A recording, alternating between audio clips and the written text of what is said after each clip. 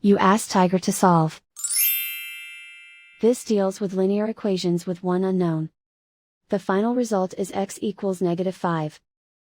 Let's solve it step by step. Isolate the x. Divide both sides by -9. Cancel out the negatives. Simplify the fraction. Move the negative sign from the denominator to the numerator. Find the greatest common factor of the numerator and denominator.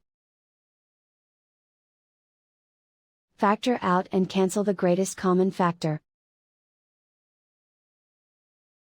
And so the final result is x equals -5.